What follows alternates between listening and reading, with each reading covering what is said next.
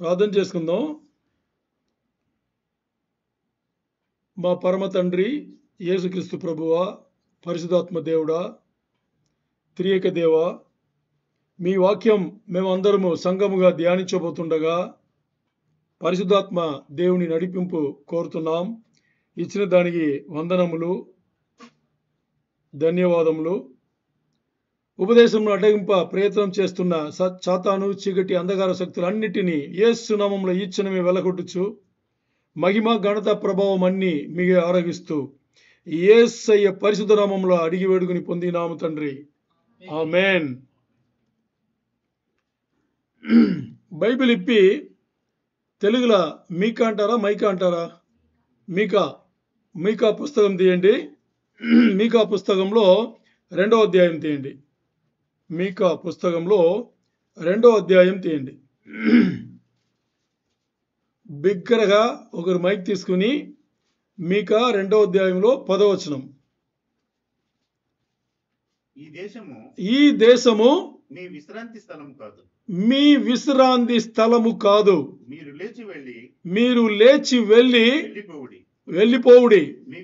మీకు నాశనము, నిర్మూల నాశనము కలుగునంతగా మీరు అపవిత్ర క్రియలు జరిగించితిరి.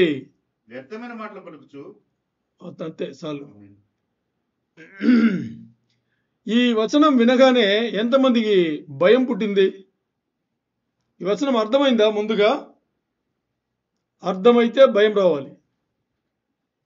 వచనం ఏం చెప్తుంది? అర్థమైందా? అంటే మీరు ఇప్పుడు ఎక్కడ ఉన్నారో లేవ్ అంటున్నారు. లేచి ఉందా? లేచి. ఎందుకు? మీరుండే స్థలము, మీరుండే దేశము ఎలాంటిదంట? నాశనం కలది. ఇంకోటి నిర్మూలము, అంటే మీరు చేసిన అపవిత్రుల కార్యాలను బట్టి అది నాశనం అయిపోతుంది. ఇంకోటి నిర్మూలం అయిపోతుంది. నాశనము, నిర్మూలము తేడా తెలుసు కదా? నాశనం అంటే ఏంటి? నిర్మూలం అంటే పూర్తిగా. ఇప్పుడు మనం ఎలాంటి దేశంలో ఉన్నాం? అర్థమైందా మీకు? అర్థమైందా? ఓకే. ఈ వచనం ఒక కాంటెక్స్ట్ చూస్తే మీకా ప్రవక్తతో తండ్రి అయిన దేవుడు మాట్లాడతారు. ఏమని మాట్లాడతారంటే ఇశ్రాయేలుని గురించిన ఒక ప్రవచనం ఇది. నువ్వు ప్రవక్త అయిన నువ్వు ఇశ్రాయేల్ జనముకు ఇలా ప్రవచనం చెయ్యని చెప్పేసి ఈ మీకా 2వ అధ్యాయంలో మొదటి నుంచి చూస్తే, మొదటి అధ్యాయం 2వ అధ్యాయం మొదటి నుంచి అన్ని చూస్తే అన్ని తిట్టుళ్లే, మామూలుగా ఉంటుంది, భయంకరంగా ఉంటుంది. ఈ వచనం వచ్చేటప్పుడు 10వ వచనం వచ్చేటప్పుడు ఏం చెప్తున్నారు దేవుడు? మీరు చేసిన అపవిత్ర కార్యముల వల్ల ఈ దేశం, అంటే మీరు ఏ దేశంలో ఉన్నారో ఆ దేశం పాడైపోయింది. అది నాశనముకు గురి అయింది.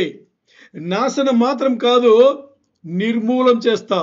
అంత ఘోరంగా మీరుండే స్థలమును, మీరు చేసిన కార్యములు, మీ జీవితములు ఆ స్థలమును, ఆ దేశమును మార్చిపెట్టింది. అర్థమైందా? అందుకని మీరేం చేయాలి? నాశనకరమైన ఈ భూమిలో, ఒకరోజు నిర్మూలమైపోయే ఈ భూమిలో ఉండి మీరు లేచి వెళ్ళండి. ఎక్కడ వెళ్ళమంటున్నారు? అది ఇక్కడ పాయింట్. అర్థమైందా? అక్కడి నుంచి మీరు బయలుదేరి వెళ్ళండి. ఎక్కడ ఉన్నారు అక్కడి నుంచి బయలుదేరి వెళ్ళండి. అంటే ఒకరోజు మధ్యాకాశంకి వచ్చి యేసయ్య మనం పిలుస్తారా, పిలవరా? పిలుస్తారు. యేసయ్య బిడ్డలు కాబట్టి మనందరినీ పిలుస్తారు. మనం నిజంగా యేసయ్య బిడ్డలుగా ఉంటే ఆయన స్వరం వినిపిస్తుంది. వినిపిస్తుందా? వినిపించదా? వినిపిస్తుంది. అంటే ప్రభురాకడ అంటే సంఘం ఎత్తబడ. ప్రభురాకడలా మనకు మాత్రమే వినిపిస్తుంది. ఎవరు ఎత్తబడే గుంపులో ఉన్నారో వాళ్ళకి మాత్రమే వినిపిస్తుంది. అర్థమైందా? ఓకే, ఇప్పుడు వినిపించింది. అలా వినిపించాలంటే ఏం చేయాలి అనేది ఇక్కడ ప్రశ్న. ఈరోజు ఏదైతే అతిక్రమములు, అక్రమములు, పాపములు ఇవన్నీ చేసి మనం ఉండే ఈ జీవితమును నాశనకరంగా చేసి ఉన్నామో ఈ జీవితం నుంచి లేవండి అంటారు దేవుడు. అర్థమైందా? ఈ జీవితం నుంచి లేవండి. మీరు ఎక్కడ ఉన్నారో, ఏ దేశంలో ఉన్నారో అక్కడి నుంచి లేవండి. ఏం చేస్తున్నారో దాని నుంచి లేవండి. లేచి వెళ్ళిపోండి. ఎందుకంటే ఇది నాశనక అంటే మొత్తానికి ఆయన ఏం చెప్తున్నారంటే ఇస్రాయేల్ జనాంగంకు ప్రవక్త మూలంగా ఏం చేస్తున్నారు? మెసేజ్ అందిస్తున్నారు, వర్తమానం అందిస్తున్నారు. ఈరోజు దేవుడు మన ముందు ఈ వచనం తీసుకొస్తున్నారంటే అర్థం ఏంటి కదా? ఏది వదలాలో దాన్ని వదిలేయాలి. అది చాలా చాలా ఇంపార్టెంట్. ఇక్కడ ఏం చెప్తున్నానంటే ఇంగ్లీష్లో ఒక్క వెర్షన్లో ఈఎస్వి ఇంగ్లీష్ స్టాండర్డ్ వెర్షన్లో arise and go for this is no place to rest. మీకు విశ్రాంతి ఇచ్చే స్థలం ఈ భూమి కాదు, ఈ స్థలం కాదు, ఈ జీవితం కాదు. అర్థమైందా? ఈ జీవితం కాదు, ఇప్పుడు ఏ దేశం ఉన్నారో ఈ దేశంలో కూడా కాదు, ఈ లోకం కాదు. ఇక్కడి నుంచి లేచి వెళ్ళండి. ఎందుకంటే ఈ భూమి అపవిత్రపరచబడింది. మీ జీవితాలన్నీ పాడైపోయింది. ఎందుకు? లోకాసన సంబంధించిన ఈ లోకంలో మనం జీవించే జీవితం అన్ని కూడా ఏమైంది? అపవిత్రపరచబడింది. అందుకని ఒక్కరోజు మీ జీవితంలో లేకపోతే మీరుండే దేశములు ఈ భూమి ఒకరోజు దేనికి గురి అవుతాయి? నాశనముకు గురి అవుతుంది. అది ఇంకా ఒక రోజు ఏమవుతుందంటే మొత్తానికి వాష్ అవుట్ అవుతుంది. ఇప్పుడు మన ప్రకటన గ్రంథం బైబిల్ పఠనం చేస్తున్నావా? దాంట్లో ఏం చూస్తున్నాం? దాంట్లో చూడండి. 5వ అధ్యాయంలో మొదటి నుంచి యేసయ్య ముద్రలు ఇప్పడం మొదలుపెట్టారు. 6వ ముద్ర వచ్చేటప్పుడు ఏమైంది? మొత్తాన్ని అయిపోయింది, చాపలాగా చుట్టబడింది. అంతేనా? ఈ భూమి ఎలా చుట్టబడింది? చాపలాగా చుట్టబడింది. మనకు అలా కనిపిస్తుంది, అలా ఉంటదన్నమాట. అంటే అంత నాశనకరమైన ఒక స్థితికి రాబోతుంది. ఇది ముద్రలగే. ఇంకా 7వ ముద్ర ఇప్పుడు వచ్చాం కదా. దేని వచ్చాం ఇప్పుడు? బోర్ల తీర్పు. ఇప్పుడు ముద్రలగా ఇలాగుంటే 7వ ముద్ర యేసయ్య విప్పేటప్పుడు ఏమైంది? బోర్ల తీర్పు మొదలైంది. బోర్ల తీర్పు కదా. ఇప్పుడు బోర్ల తీర్పు 5 ఆరెంజ్ వచ్చేటప్పుడు ఇంకా ఉండేది కూడా పోయింది. ఇక దీని తర్వాత ఏడో బోర మోగిన తర్వాత ఇంకేముంది? 7 పాత్రల తీర్పు. అది తండ్రి యొక్క దేవుని యొక్క ఉగ్రత డైరెక్ట్ భూమి పైన రాబోతుంది. 5వ ముద్ర అంటే మొదటి ముద్ర విప్పేటప్పుడే, యేసయ్య విప్పేటప్పుడే దాని ముందు సంఘం ఎత్తబడింది. ఇప్పుడు మనం ఆ జీవితంకి వెళ్ళిపోవాలి. అది మన అందరికీ తెలుసు. సరే, ఇప్పుడు మన అంశం ఇది కాదు. ఇక్కడి నుంచి వెళ్ళిపోయాం అనుకోండి, భూమి నుంచి మనం వెళ్ళిపోయాం అనుకోండి, ఆ తర్వాత ఎక్కడ పోతున్నాం కదా? ఎక్కడ పోతున్నాం మనకు కొంతవరకు తెలుసు కదా. తెలుసా తెలీదా? అబ్రహాం అయితే దేవుడు పిలిచేటప్పుడు ఎక్కడి నుంచి అడిగరా? దేవుడి దగ్గర అడిగరా? ఎక్కడ వెళ్ళమంటావు? నేను పుట్టి పెరిగిన ఊరు ఇది. అబ్రహాం చెప్పాడా దేవుడు ఎలాగా? నేను పుట్టి పెరిగిన ఊరు, మా నాన్న అందరూ ఉండేవాళ్ళు, మా పొలాలన్నీ ఇక్కడే ఉంది, స్థలంలన్నీ ఇక్కడే ఉంది, మా ఇళ్ళన్నీ ఇక్కడే ఉంది, బంధువులన్నీ ఇక్కడే ఉన్నారు. అలా అయినా చెప్పాడు ఆయన? ఏం చెప్పలా. ఎల్లు అంటే బయలుదేరాడు. దేవుడు ఆయన్ని మాత్రం పిలిస్తే ఆయన కొంతమందిని తోడుకు తీసుకొచ్చాడు. ఆ తోడుకు తీసుకొచ్చిన వాళ్ళందరినీ దేవుడు ఏం చేశాడు? పక్కన పెట్టిన తర్వాత ఆశీర్వాదాలు మొదలైంది. అంతవరకు మొదలవలేదు కదా. మరి ఈరోజు మనను లేచి వెళ్ళండి, మీ జీవితం కానీ, మీరుండే దేశం కానీ, మీరుండే భూమి కానీ పాడైపోయింది, అపవిత్ర కార్యాల వల్ల పాడైపోయింది అని చెప్పే దేవుడు ఎక్కడ వెళ్ళమంటున్నారు అంటే ఈ జీవితముకి తర్వాత వచ్చే మన జీవితం ఉంది కదా, ఆ లోకముకు మీరు వెళ్ళండి అంటున్నారు. ఓకే, బానే ఉంది. మనం కాదంటామా? పరలోక జీవితం యేసయ్యతో కాదంటామా? ఎవరు కాదను. మరి ఎలా వెళ్ళాలి కదా? వెళ్ళడానికి సిద్ధమే. మరి ఇక్కడ వెళ్ళాలంటే ఏం చేయాలి? ఎలా వెళ్ళాలని ఉంది కదా. ఏం చేస్తే వెళ్ళాలి అనేది ఇక్కడ చాలా చాలా ముఖ్యం కదా. ఏం చేస్తే వెళ్ళాలి అనేది. ఓకే, వెళ్ళాలి అనేది చాలా చాలా ఇంపార్టెంట్. ఈ ప్రయాణం ఉంది కదా, ఆ ప్రయాణం ముఖ్యం. ఏది? ఈ లోక జీవితం నుంచి ఆ లోక జీవితానికి వెళ్ళే ప్రయాణం ఉంది కదా, ఆ ప్రయాణం అది చాలా చాలా ముఖ్యం. ఆ ప్రయాణం మనం ఎలా తీసుకెళ్ళాలి అనేటప్పుడు ఇక్కడ ఈ లోకంలో మన ఈ మానవుల జీవితంలో ఎవరన్నా ఎప్పుడన్నా ఒక్కరోజు, ఒక్క గడియ, ఒక్క క్షణం నేను చాలా సంతోషంగా ఉన్నా చెప్పగలుగుతామా?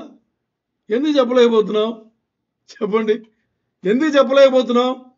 ఒక్క క్షణం అంటే ఇది చాలు, నేను అంత సంతోషంగా ఉన్నా అని ఎవరినో ఒక్కరు మానవులు చెప్పగలరా? వాళ్ళకి తగినట్టుగా ఇబ్బందులు, ఇక్కట్లు అన్నీ ఉన్నాయి, ప్రాబ్లమ్స్ ఉన్నాయి. ప్రాబ్లమ్స్ లేని వాళ్ళు ఎవ్వరు లేరు, అన్నీ అలాగే ఉంది. మరి ఇవన్నీ ఉండేటప్పుడు ఇప్పుడు ఈ లోకం నుంచి ఆ లోకముకు మన ప్రయాణం చేసి వెళ్ళాలంటే మధ్యలో ఇంకోటి పెద్దది ఉంది. ఏంటది?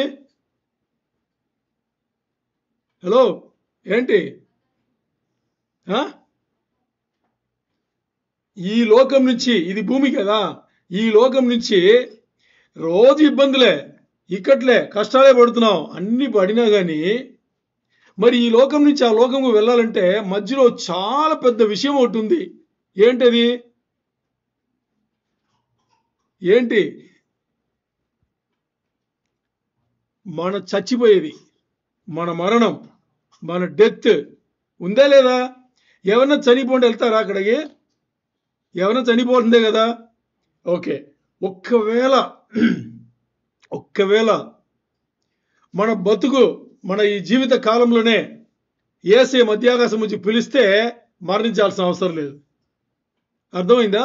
మరణించాల్సిన అవసరం లేదు. బానే ఉంది. ఏది? ఈ ఆలోచన బానే ఉంది. ఏ ఆలోచన? నేను నా జీవిత కాలంలో జీవిస్తుండేటప్పుడే యేసే మధ్యాకాశంకి వస్తారు, ఆయన స్వరం వింటాను, నేను వెళ్ళిపోతాను అనే ఆలోచన బాగుందే లేదా? బాగుంది. అయినా రోజు చచ్చిపోతున్నాం.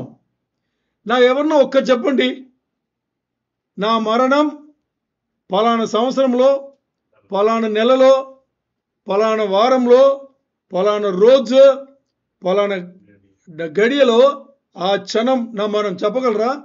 అదే. సో మరణం అనేది పుట్టిన పిల్లవాడికి వస్తుంది, 100 ఏళ్ళు దాటిన ముసలానికి కూడా వస్తుంది కదా. ఇప్పుడు అప్పుడు నుంచి చెప్పడానికి లేదు. సో ఇక్కడ మన మధ్యలో ఉండేది ఏంటి? ఈ లోక జీవితం నుంచి పరలోక జీవితంకి మనం వెళ్ళాలి అంటే మన మధ్యలో ఉండే పెద్ద విషయం ఏంటి? మరణం. ఇప్పుడు ఈ మరణంలో అన్యులు ఒక్కలాగా చూస్తారు, దేవుని బిడ్డలు ఇంకోలాగా చూస్తారు కదా. అన్యులు ఎలా చూస్తారు? దీని ముందు నేను చెప్పానే, పసిబిడ్డ చచ్చిపోతుంది, ముసలాడు 100 సంవత్సరాలు దాటిన ముసలాడు కూడా చచ్చిపోతున్నారు కదా. మరి తేడా ఏంటి? అన్యుల చావుగునో దేవుని బిడ్డల చావుగునో మరణానికి తేడా ఏంటి? చావు అంటే భయం లేకుండా చచ్చిపోతారు దేవుని బిడ్డలు, తెలుసా? మీరు నిజమైన దేవుని బిడ్డలంటే చావును గెలవాలి. ఈ లోకంలో చావును గెలవాలి. ఎప్పుడు గెలవాలి? ఇప్పుడే గెలవాలి. ఎప్పుడు గెలవాలి? ఇప్పుడే గెలవాలి. అందుకే దేవుని బిడ్డలను అన్యులను ఉండే తేడా ఏంటంటే, అన్యులు అందరికి కూడా ప్రతి క్షణం చావు, మరణం అంటేనే వాళ్ళకి భయం పుడుతుంది. మరి దేవుని బిడ్డలకు భయం ఉండకూడదు. మీలో ఎవరైనా ఉందా? అబద్ధం చెప్పకుండా చెప్పాలి. మీలో అందరికీ ఉందని తెలుసు, అందరికీ ఉంటుంది. దేవుని బిడ్డలకు కూడా ఆ తలంపు రాగానే బాబోయ్ అని అనిపిస్తుంది. అంటే ఇప్పుడు నేను పోతే అని ఒక్క క్షణం ఆలోచన చేస్తే ఏమవుతుంది తెలుసా? బిడ్డలు గుర్తొస్తారు, అమ్మ నాన్న గుర్తొస్తారు, చుట్టుండే వాళ్ళు గుర్తొస్తారు, మన పరిస్థితులన్నీ గుర్తొచ్చి నేను లేకపోతే ఎలా జరుగుతుంది అని వస్తుంది. ఒక్కసారి కాదు, 10 సార్లు రావాలి. యేసయ్య నామంలో ఆయనకు అప్పగించేయాలి. 100 సార్లు రావాలి. యేసయ్య నామంలో నేను రిలీజ్ చేస్తున్నా. 1000 సార్లు రావాలి, 1,00,000 కోటి సార్లు రావాలి, తప్పు కాదు. ప్రతిసారి వచ్చేప్పుడంతా ఏం చేయాలి? నేను యేసయ్యకు అప్పగిస్తున్నా. ఎందుకంటే ఆయనకు తెలియకుండా నాకు మరణం లేదు, ఆయనకు తెలియకుండా నా చావు ఇక్కడ ఈ భూమిలో లేదు. అందుకని నేను ఆయనకే రిలీజ్ చేస్తున్నా అని మీరు ప్రతిసారి అలవాటు పడేటప్పుడు ఆటోమేటిక్గా మీకు ఏమవుతుంది? చావు అనే భయం మీకు పోతుంది. ఒకటి. ఇంకోటి, రెండవది వచ్చేసి, ఈ లోక జీవితం విడిచిపెట్టిన వెంటనే నేను యేసయ్య ముఖం చూస్తాను అనే నమ్మకం ఎంతమంది ఉంది? అది ఇక్కడ ఇంపార్టెంట్. ఈ లోక జీవితం ఈ క్షణం నా శ్వాస ఆగిపోయింది అనుకోండి, మళ్ళీ నేను పీల్చుకునే శ్వాస ఎక్కడ? యేసయ్య ముందు అనే నమ్మకం, ఆ విశ్వాసం మీకు ఉంటే చావని భయం ఉంటుందా మీకు? ఎవరైనా ఉంటుందా? ఎవరి ఉండదు. ఆ విశ్వాసం ఉందా లేదా అనేది ఇక్కడ చాలా చాలా ఇంపార్టెంట్. ఆ విశ్వాసం ఉండాలంటే మినిమం దేవుని బిడ్డలుగా ఉండాలి. దేవుడు చెప్పిన ఆజ్ఞలు, దేవుడు చెప్పిన న్యాయ విధులు అన్నీ పాటించాలి, తప్పక పాటించాలి. నేను ఈరోజే ఇంట్లో సిస్టర్తో మాట్లాడుతున్నాం. ఏం మాట్లాడుతున్నాం తెలుసా? దేవుని గురించి కొన్ని విషయాలు మధ్యాహ్నం మాట్లాడుకుంటే దాంట్లో చూస్తే చాలా ఆశ్చర్యం అనిపించింది. ఇప్పుడు లోకంలో చాలా కష్టమైన కార్యములన్నీ మనం చేస్తున్నామా లేదా? ఇప్పుడు మీరు చెప్పండి, మీరు ఇంజనీరింగ్ చదవగలరా? నేను చదవలేను, నాకు రాదు. ఆ సహోదరుడు చదివాడు, కష్టమే కదా. ఇప్పుడు మనకు తెలిసిన కుటుంబంలో ఎంతోమంది డాక్టర్ అయ్యారు. మన వల్ల అవుతుందా? కాదు. మరి అయ్యారు. ఎంత కష్టమైన పని. మీకు డాక్టర్ కానీ ఇంజనీర్ కానీ చదవాలంటే ఒక బుక్ ఇంత పెద్దది ఉంటుంది, ఇలా ఎన్నో బుక్లు ఉంటుందంట. ఒక బుక్ ఎంత పెద్దది ఉంటుంది? ఒక్క బుక్కే ఇంత పెద్దది ఉంటుంది, ఒక్క బుక్కే. ఇలాగా 15, 20, 30 ఉంటుంది. ఏది? 5 సంవత్సరాలు చదవడానికి. మరి అది చదివిన తర్వాత దానికి టాప్అప్గా ఇంకో కోర్స్ చదవాలి, స్పెషలైజేషన్ అని చెప్పేసి ఇంకో కోర్స్ ఏదో తీసుకోవాలి. దాని ఇంకా ఇలాగా చాలా బుక్లు ఉంటాయి. ఇవన్నీ చదువుతున్నారు వాళ్ళు. మొత్తానికి కంప్లీట్గా డాక్టర్ అవి బయటికి రావాలంటే 10 సంవత్సరాలు కావాలి. ఎన్ని? నీ వల్ల నా వల్ల అవుతుందా? అవ్వదు కదా, అందరి వల్ల అవ్వదు.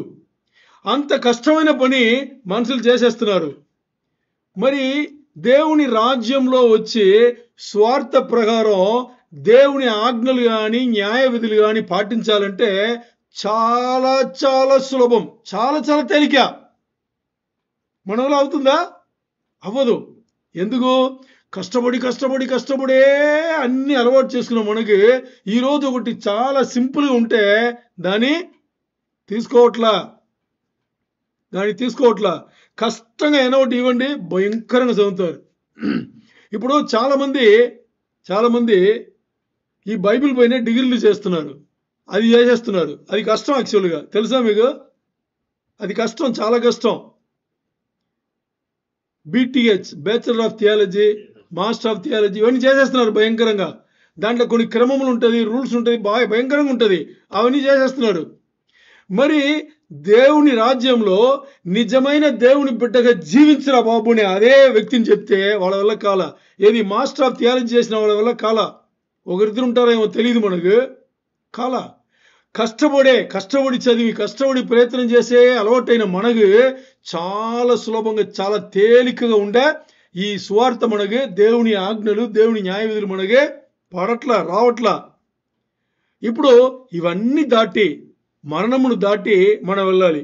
ఇప్పుడు మరణమును దాటాలి అంటే చాలా గొప్ప విషయమా? చాలా పెద్ద విషయం అది కానే కాదు. ఎందుకు? మరణమును గెలిచి మన ముందు నడిచిన జయవీరుడు మన యేసయ్య ఉన్నాడు. ముందే ఆల్రెడీ ఉన్నాడు. ఆయన ఆల్రెడీ మరణమును గెలిచి వెళ్ళిపోయి ఎలా మరణమును గెలవాలని నేర్పించాడు. మరణమును ఎలా గెలవాలని నేర్పించాడు. దేని ద్వారా? ఈ ఒక్క పుస్తకం ద్వారా. అర్థమైందా? నేర్పించాడు. మరి అన్ని పుస్తకాలు భయంకరంగా చదివేదానికి ఒక పుస్తకం చదవచ్చు కదా. పోనీ నేను డాక్టర్ ఇంజనీర్ కాదు, నాకెందుకు ఈ బుక్కులు, ఈ పెద్ద బుక్కులు ఇవన్నీ? ఓకే, అట్లీస్ట్ 10వ తరగతి చదివి ఉంటాం కదా. మనం చదివి ఉంటావా? 1వ తరగతి నుంచి 10వ తరగతి వరకు కలిపితే ఎన్ని బుక్కులు చదివి ఉంటాం కదా? ఎన్ని ఎగ్జామ్లు రాసి ఉంటాం, ఎన్ని మార్కులు తీసుకుని ఉంటాం? అదన్నా ఉందా ఇక్కడ? బైబిల్ చదివి ఇన్ని మార్కులు తీసుకుని ఈ ర్యాంక్ రావాలి ఎవరైనా చెప్పారా మీకు? మరి అదేం లేవు కదా. అలా చూసి పాటించడానికి ప్రాబ్లం ఏంటి? పాటించడానికి ప్రాబ్లం ఏంటి? అది చెయ్యం మనం. యేసయ్య ముందే మనకి మాదిరిగా ఏం చేశారు? ఆయన మొత్తాన్ని అన్ని చేసి జయించి మనకి దారి చూపించేసి ఆయన వెళ్ళిపోయారు. ఇప్పుడు ఆ దారిని పట్టుకుని మనం ఈ మరణం అనే ఒక విషయం దాటి వెళ్ళాలి. మీరు బతికున్నా, ఏది మరణం అనేది భౌతిక మరణం గురించి కాదు. ఇక్కడ మీరు బతికే ఉన్నా కానీ మరణమును గెలవాలి. ఎలా? మానసికంగా. మరణం అంటే మీకు భయం రాకూడదు, సంతోషం రావాలి. ఎలా? నేను చచ్చిపోవాలంట, దాని గురించి నేను సంతోషపడాలంట. ఇది జరిగేవనే ఇది. మరణం అనగానే నాకు చావు అనగానే ఇక్కడ దిక్కమన్నదే, ఒకలా గుండె జారిపోదే, ఆగిపోద్ది. మరి నేనేం చెప్తున్నాను ఇక్కడ? సంతోషంగా ఉండాలని చెప్తున్నా. ఎందుకు సంతోషంగా ఉండాలి? ఇప్పుడు చెప్పాం కదా, ఇక్కడ చివరి శ్వాస పీల్చుకుంటే అక్కడ లేచేటప్పుడు యేసే ముందే ఉంటాం అనే విశ్వాసం మీకుంటే మరణం మిమ్మల్ని ఏమి చేయదు. పౌలు అలాగే అన్నాడు. పౌలు అనలా ఏమన్నాడు? మీతో ఉండాలని నాకు ఆశగా ఉంది, మరి నాకు చావైతే మేలన్నాడు. ఎందుకు? నేను చచ్చిన వెంటనే యేసే దగ్గర ఉంటాను, పరలోకం ఉంటాను, ఆత్మీయ జీవితం నాకు కోటాను సంవత్సరములు అక్కడే ఉంటాను, అందుకని సంతోషపడతాను అన్నాడు. అదే మనం పౌలు ఏంటో అదే మనకు కూడా ఉంది. సరే, ఇప్పుడు ఈ మరణం అనే ఈ ప్రయాణం చూస్తే, ఈ లోకం నుంచి ఆ లోకము వెళ్ళాలంటే పెద్ద అడ్డు ఏంటి? మరణం. ఇది చూడడానికి భయంకరంగా ఉంటుంది, చీకటి కనిపిస్తుంది, గుండెలు జారిపోతుంది, కొన్ని సందర్భంలో గుండెలు ఆగిపోతుంది. అయినా కానీ దీని ఏం చేయాలి? మనం భయం లేకుండా దీన్ని పాస్ చేసి రావడానికి మన ముందు మాదిరిగా ఎవరు? యేసయ్య నడిచి చూపించారు. ఇక్కడ ఎందుకు మనకి మరణం అంటే అలాంటి ఒక ఫీలింగ్ వచ్చిందంటే, అది చెడ్డదని కాదు, దానిపైన మనకు భయం. ఏంటి? అది చెడ్డదని కాదు, అది అయిన తర్వాత యేసయ్య బిడ్డలకు అక్కడ ఉండేది ఆత్మీయ జీవితం అని తెలుసు. మరి అది చెడ్డది కాదు, మరి ఏంటి? అదంటే మనకు భయం. ఎందుకు? అలాగే మన చిన్న నుంచి మనను అలవాటు చేశారు కాబట్టి. మరి ఒకసారి విశ్వాస జీవితంలో వచ్చిన తర్వాత ఏం చేయాలి? ఆ ప్లేట్ను మార్చివేయాలి. ఎందుకు ఆ భయం అంటే, ఇప్పుడు ఎక్కడైతే జీవితం ఉన్నామో ఆ జీవితం మనకు ఏమవుతుంది? లేకుండా పోతుంది. మనకి నచ్చిన విషయంలో అన్ని నచ్చిన వాళ్ళందరినీ మనం ఏం చేయాలి? వదిలిపెట్టి వెళ్ళాలి అనే తలంపు వచ్చేటప్పుడే మనం ఏం చేస్తున్నాం? అక్కడే ఆగిపోతున్నాం. దాని తర్వాత మనం ఆలోచన చేయట్లేదు. మరి ఎక్కడికి వెళ్తున్నాము అని చూస్తే తండ్రి ఇంటికి వెళ్తున్నాం. ఎందుకు మనం దూరం అయిపోయామో, ఎక్కడి నుంచి దూరం అయిపోయామో, ఏది మన ఇల్లు అక్కడి నుంచి తొలగిపోయి ఈ భూమిలో పడ్డాం. ఈ భూమిలో మనం ఎందుకు పడ్డాం? మనను మాత్రం ఎందుకు దేవుడు ఏర్పరచుకున్నారంటే అది మనకిచ్చిన వరములు, బహుమానములు, మనకిచ్చిన తండ్రి మనకిచ్చిన బహుమానం. ఈ లోకంలో మనల్ని పెట్టి పరిశోధిస్తున్నారు ఆయన. ఈ లోకంలో మనల్ని పెట్టి పరిశోధిస్తున్నారు. ఎవరు ఈ పరిశోధనలో పాస్ అయ్యారో వాళ్ళు ఏం చేస్తున్నారు? ఆత్మీయ జీవితంలో తండ్రితో కలుస్తున్నారు. తండ్రి ఇంటికి అక్కడ వెళ్తున్నాం. తండ్రి ఇంట్లో ఇంకెవరుంటారు? యేసయ్య అక్కడే ఉంటారు. యేసయ్య అక్కడే ఉంటారు. ఇంకెవరుంటారు? మన వాళ్ళు యేసయ్య రాజ్యంలో, దేవుని రాజ్యం ఉండవు. మన వాళ్ళందరూ, దీని ముందు మరణించే వాళ్ళు అందరూ అక్కడే ఉంటారు. మన సహోదరులు, తెలిసిన వాళ్ళు, తెలియని వాళ్ళు అందరూ. ఎవరు? ఆదాం నుంచి మన ముందు చనిపోయిన, అంటే దేవుని బిడ్డలు మా గురించి మాట్లాడుతున్న వాళ్ళందరూ అక్కడే ఉంటారు. ఇంకోటి బైబిల్ చెప్పేది, అక్కడ వెళ్ళిన తర్వాత ఏది ఆదాము, నేను దీని ముందు చూడలేదు కదా, పౌలు ఏది, స్టెఫెన్ ఏది అని కన్ఫ్యూజనే ఉండదంట. అన్ని మనకు తెలుసంట. ఏంటి? బాగుంది కదా, ఎవరు ఇంట్రడ్యూస్ చేయాల్సిన అవసరం లేదు, అందరూ ఆత్మస్వరూపులే కదా. సో అక్కడ ఎవరు ఇంట్రడ్యూస్ చేయాల్సిన అవసరం, ఇది పౌలు నుంచి వెళ్ళిపోతా ఉంటాం మనం. బాగుంది కదా. అది అంత గొప్ప జీవితం అక్కడ ఉంది. ఆ లోకముకు పునాది వేసిన తండ్రి ఇంటికి వెళ్తున్నామో, అక్కడ ఆ పునాది వేసింది, దాన్ని నిర్మాణించింది అన్ని ఎవరు? తండ్రి అయిన దేవుడు. అంత గొప్ప ఒక జీవితముకు మనం వెళ్ళబోతున్నాం. అందుకని ఇక్కడ ఇప్పుడు ఈ మరణమును దాటి మనం వెళ్ళబోయేది చివరి ప్రయాణం. అంటే ఇంకెక్కడ వెళ్ళాల్సిన అవసరంలా, ఈ లోకం నుండి ఎక్కడెక్కడ వెళ్ళింటాం కదా. ఎక్కడెక్కడో మన ఊర్లో ఉండేటప్పుడే పక్కన ఊరు, ఆ ఊరు, ఈ ఊరు, జాబ్ అని చూస్తే ఈ టౌన్, ఆ టౌన్, ఈ స్టేట్, ఆ స్టేట్, ఎక్కడెక్కడో వెళ్ళింటాం. మరి అక్కడి నుంచి ఏకంగా ఇప్పుడు ఇక్కడ వచ్చి పడ్డాం. ఎక్కడో భారతదేశం నుంచి ఈ భూమిలో వచ్చి పడ్డాం. ఇవన్నీ ప్రయాణములు చేసాం కదా. మరి ఈ మరణమును దాటి వెళ్ళే ఈ ప్రయాణం ఉందే, ఈ ఆత్మీయ ప్రయాణం ఉంది, ఈ ప్రయాణం మాత్రం చివరి ప్రయాణం. ఒక్కసారి ఇంకా మనం మారుతాం, ఆ తర్వాత మనకే మార్పు లేదు, అన్నీ ఒకటే. ఇది కోటాను కోటి ప్రపంచాలు దేవుడు సృష్టి చేశారు కదా, అన్నీ మనకు ఒకటే. ఎందుకు తెలుసా? అనుకున్న క్షణమే అక్కడ ఉంటారు. మీరు అనుకుంటే అనుకున్న క్షణమే మనం అక్కడ ఉంటాం. అర్థమైందా? అది చాలా చాలా ఇంపార్టెంట్. ఎందుకంటే అక్కడ వెళ్ళేది కూడా ఎవరు మనను ప్రేమించారో, మన ఎవరిని ప్రేమించామో ఆ యేసయ్య ఎక్కడ ఉన్నారు, మన సహోదరులందరూ ఎక్కడ ఉన్నారు, తండ్రి ఎక్కడ ఉన్నారు, అక్కడికే మనం దేవుని సన్నిధికే మనం వెళుతున్నాము, ఆయన సన్నిధానానికి మేము వెళుతున్నాం. అందుకని ఈరోజు మన తలంపులు అన్నీ కూడా లోకం పైన కాదు. ఈరోజు మన తలంపులు ఈ లోకంలో మన బతికినా కానీ మన తలంపులు ఎక్కడ ఉండాలి? పరలోకంలో ఉండాలి. మన తలంపులు అన్ని, ఆలోచన విధానం అన్ని కూడా పరలోకం గురించే ఉండాలి. అందుకని ఈ ప్రయాణం, ఈ జీవితం, మన ప్రయాణం ఎంత కష్టంగా ఉన్నా కానీ, చిన్న పెద్ద ఏ కష్టమైనా కానీ, మనం చూసేది మన గురి ఎక్కడ? యేసయ్యతో. మన గురి ఎక్కడ? తండ్రితో. మన గురి ఎక్కడ? త్రియేక దేవునితో. ఆ గురితోనే, ఆ తలంపులతోనే, ఆ ఆలోచనతోనే మనం ఏం చేయాలి? ఇక్కడ మన జీవితంలో జీవించాలి. అంటే ఈ జీవిత ప్రయాణం వచ్చేసి ఎంతో కన్నీళ్లతో కూర్చున్నట్టుగా ఉండొచ్చు, కన్నీళ్లతో సంబంధం ఉన్నట్టుగా ఉండొచ్చు.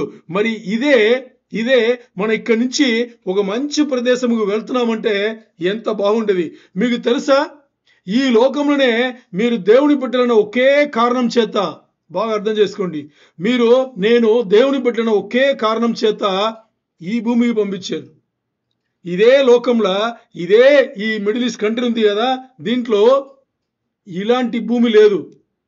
మనం ఉండే దేశం లాంటి భూమి ఇంకోటి లేదు. అంత మంచి భూమి ఇది. ఏమన్నా లోటు ఉందా ఇక్కడ? ఈ దేశంలో మనం ఏమన్నా లోటు ఉందా? అన్ని కరెక్ట్గా దొరికేది ఈ 10 దేశాల్లో చూస్తే ఇక్కడే కరెక్ట్గా దొరికేది. యుద్ధాలు ఉన్నాయా? ఆలోచన చేయండి. అది వస్తుంది, వచ్చేటప్పుడు వస్తుంది, దేవుడి ప్రణాళిక అంటే వస్తుంది. మరి ఈ చనమరి చూస్తే ఎలాగుంది? ఎంత ప్రశాంతంగా ఉంది. పాలు తేనె పార ఆ భూమి అంటారు కదా, దీనికన్నా మంచి భూమి ఎక్కడ ఉంది చెప్పండి? దేవుని బిడ్డలు కాబట్టి మనం దేవుడు ఆ భూమి నుంచి ఇక్కడ తీసుకొచ్చి పెట్టారు. ఇప్పుడు మనం సిద్ధపడాలి, చాలా చాలా అవసరం.